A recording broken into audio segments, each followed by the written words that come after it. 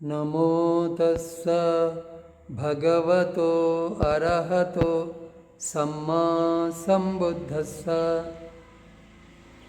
విశుద్ధి మార్గంలో మనము ఈ ప్రతిపద జ్ఞాన దర్శన విశుద్ధిలో అన్ని సంస్కారాలు నశించేవే అని చూడటం గురించి చెప్పుకున్నాం. అట్లా చూడటం వలన అతని భంగానుపశ్యన జ్ఞానము బలపడుతూ ఉంటుంది. దానికి 8 గొప్పతనాలు ఉంటాయి ఈ భంగానుపశ్యన జ్ఞానానికి.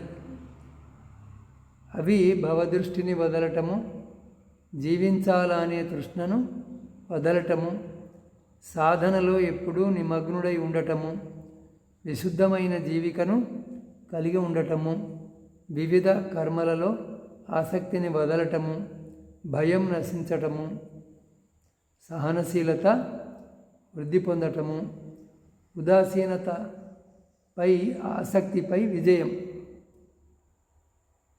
ఇదే ఇంతవరకు నిన్న చెప్పుకున్నాం. తర్వాత నిన్న భంగానుపశ్యన జ్ఞానాన్ని పూర్తి చేసుకున్నాం. ఈరోజు భయాన్ని కలిగించే జ్ఞానం.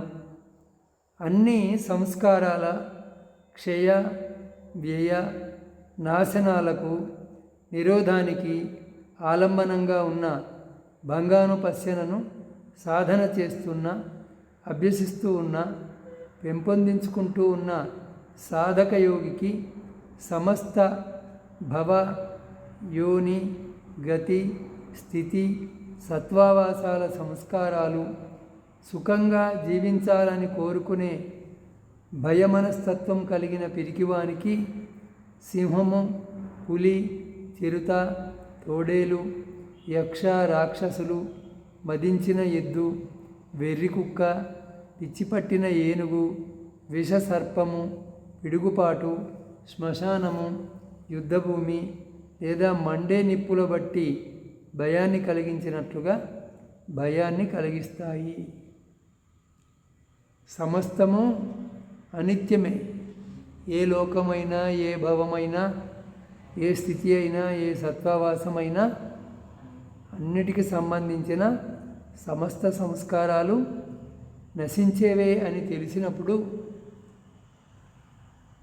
జీవితంలో సుఖపడాలనే మనస్తత్వం కలిగిన వాడికి భయం కలుగుతుంది. అది ఎటువంటి భయము అంటే ఇప్పుడు చెప్పుకున్నవి ఎదురైనప్పుడు భయం కలిగినట్టుగా అటువంటి భయము కలుగుతుంది. ఏ సింహము, పులి, చిరుత, తోడేలు ఆ లిస్ట్ అంతా చెప్పుకున్నాం కదా, అవి ఎదురైనప్పుడు కలిగే భయము కలుగుతుంది అని. అతనికి గతకాలపు సంస్కారాలు నిరుద్ధమైనాయి, వర్తమానంలోని సంస్కారాలు నిరుద్ధం అవుతున్నాయి, భవిష్యత్తులోని సంస్కారాలు నిరుద్ధమవుతాయి అని నిశ్చయిస్తూ ఉన్నప్పుడు ఆ స్థానంలో భయాన్ని కలిగించే జ్ఞానము కలుగుతుంది. గతంలో ఉన్నాయన్నీ పోయినాయి, వర్తమానంలోవి పోతూ ఉన్నాయి, భవిష్యత్తులో రాబోయేవి కూడా పోతాయి. అంటే ఏది ఉండదు అనే ఆ జ్ఞానం అతనికి భయాన్ని కలిగిస్తూ ఉంటుంది. ఈ సందర్భంలో ఈ ఉపమానాన్ని చెప్పుకోవచ్చును. ఒకానొక స్త్రీ యొక్క 3 పుత్రులు రాజన్యాయస్థానంలో దోషులుగా నిర్ధారించబడినారు. 3 కొడుకులు దోషులు అని నిర్ణయమైంది. ఆ 3కి మరణదండన విధించబడింది. వారిని వధ్యస్థలానికి తీసుకొని పోతున్నప్పుడు ఆమె కూడా వారితో పాటు అతడికి పోయింది. అక్కడ ఆమె పెద్ద కొడుకు తల నరకబడింది. 2వ వాని తల నరకడానికి ఏర్పాట్లు జరుగుతూ ఉన్నాయి.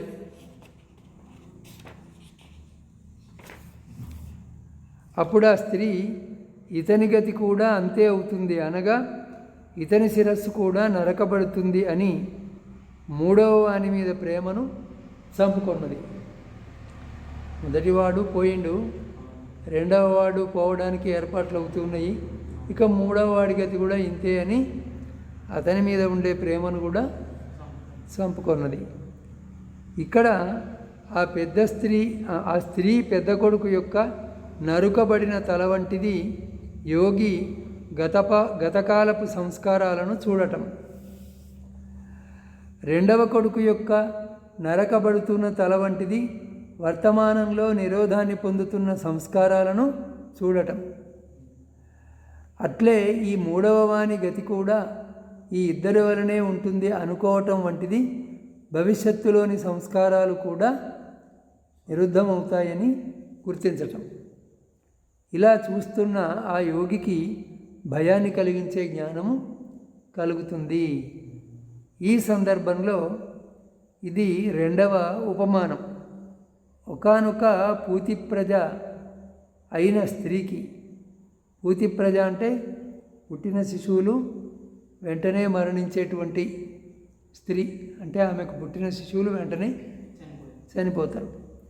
అటువంటి స్త్రీకి 10 మంది పుత్రులు కలిగినారు. వారిలో 9 మంది చనిపోయారు. 10వ వాడు చనిపోతూ ఉన్నాడు. 11వ వాడు కడుపులో ఉన్నాడు. ఆ స్త్రీ తన 9 కొడుకులు చనిపోవటము, 10వ వాడు చనిపోతూ ఉండటము చూచి ఇక 11వ వాని గతి కూడా ఇంతే, వాడు కూడా చనిపోతాడు అని వాని మీద ఆశను కోల్పోతుంది. ఇక్కడ ఆ స్త్రీ యొక్క 9 మంది కొడుకుల స్మృతి వంటిది యోగి అతీత కాలంలో నిరోధాన్ని పొందిన సంస్కారాలను చూడటం. చేతిలో చనిపోతున్న కొడుకును చూడటం వంటిది వర్తమానంలో నిరుద్ధమవుతున్న సంస్కారాలను చూడటం. ఇక కడుపులోని 11వ వాని మీద కూడా ఆశను వదలటం వంటిది రాబోయే సంస్కారాల నిరోధాన్ని దర్శించటం. యోగి ఇటువంటి సాధనా క్షణంలోనే యోగికి భయం కలిగించే జ్ఞానము కలుగుతుంది. భయాన్ని కలిగించే జ్ఞానం వలన యోగి పూర్తిగా భయభీతుడు అవుతాడా లేదా అంటే కాడు. ఎందుకనగా ఆ జ్ఞానము గతకాలంలోని సంస్కారాల వలనే వర్తమానంలోని సంస్కారాలు నిరుద్ధమవుతున్నాయి. ఇలాగే భవిష్యత్తులోని సంస్కారాలు కూడా నిరుద్ధమవుతాయి అని ఇంత మాత్రమే. అతని భయము, ఆ జ్ఞానము ఇంత మాత్రమే. ఏది? గతకాలంలోని సంస్కారాలు పోయినవి, వర్తమాన కాలంలోనివి పోతూ ఉన్నవి, భవిష్యత్తులోనివి కూడా పోతాయి అనేటువంటి జ్ఞానం. కన్నులు గలవాడు నగరద్వారం వద్ద నిప్పులతో నిండి ఉన్న 3 గోతులను చూచి తాను భయపడడు. కానీ ఎవరైనా అజాగ్రత్తగా ఉన్నవారు ఇందులో పడితే ఎంత బాధపడతారో అని మాత్రం ఆలోచిస్తాడు. ఆ యోగి కూడా ఇలాగే అనుకుంటాడు. ఇందులో భయపడే విషయం ఏముంది? లేదా జాగ్రత్త కలవాడు త్రోవలో క్రమంగా తుమ్మములను, ఇనుప మేకులను, బంగారు మేకులను చూచి అతడు భయపడడు. కానీ ఎవరైనా అజాగ్రత్తగా వీటిపై కాలు వేస్తే ఎంత కష్టపడతారో అని ఇంత మాత్రం ఆలోచిస్తాడు. ఇదే విధంగా భయాన్ని కలిగించే జ్ఞానం కలిగిన వాడు తాను భయపడడు. కానీ ఆ 3 అగ్నిగుండాల వంటి లేదా ఆ 3 రకాల ముళ్ళ వంటి ఈ 3 భవాలలో గతకాలపు సంస్కారాలు నశించినాయి, వర్తమానంలోని సంస్కారాలు నశిస్తున్నాయి, భవిష్యత్తులోనివి కూడా నశిస్తాయి అని కేవలం నిశ్చయం మాత్రమే అతనికి కలుగుతుంది. ఈ 3 రకాల భవాలు ఏవి?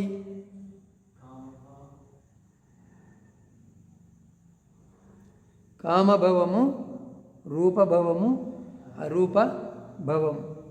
ఈ 3 భవాలలో ఉండే సమస్తము నశిస్తూ ఉన్నది. అన్ని సంస్కారాలు అంటే అన్ని లోకాల్లో, అన్ని ప్రాణికోటుల్లో, సత్వావాసాల్లో అంటే సమస్తము అని, సమస్తము కూడా మార్పు పొందుతూ ఉన్నది, గతకాలంలోని నశించినవి, వర్తమానంలోవి నశిస్తూ ఉన్నవి, రాబోవి కూడా నశిస్తాయి అని అతనికి నిశ్చయము కలుగుతుంది. అతనికి సమస్త భవ, యోని, గతి, స్థితి, నివాసాల సంస్కారాలు వినాశంలో పడి భయానకంగా కనిపిస్తాయి కనుకనే ఇది భయాన్ని కలిగించే జ్ఞానము అనబడింది. అంటే తన కోసం భయపడడు, ఇందులో పడ్డవాడు ఎంత బాధపడతాడో అని ఇతరుల గురించి భయపడతాడు. ఈ భయాన్ని కలిగించే జ్ఞానాన్ని గురించి ఇది పాలి, అంటే ఆ పాలికి ఇది తెలుగు అనువాదం. అనిత్య రూపంలో చింతన చేస్తున్నప్పుడు ఏది భయంగా తెలుస్తుంది? దుఃఖ రూపంలో చింతన చేస్తున్నప్పుడు ఏది భయంగా తెలుస్తుంది? అనాత్మ రూపంలో చింతన చేస్తున్నప్పుడు ఏది భయంగా తెలుస్తుంది? అంటే అనిత్య రూపంలో చింతన చేస్తున్నప్పుడు నిమిత్తము భయరూపంలో తెలుస్తుంది.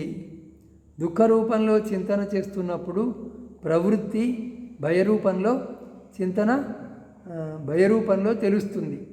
అనాత్మ రూపంలో చింతన చేస్తున్నప్పుడు నిమిత్తము ప్రవృత్తి రెండు భయరూపంగా తెలుస్తాయి.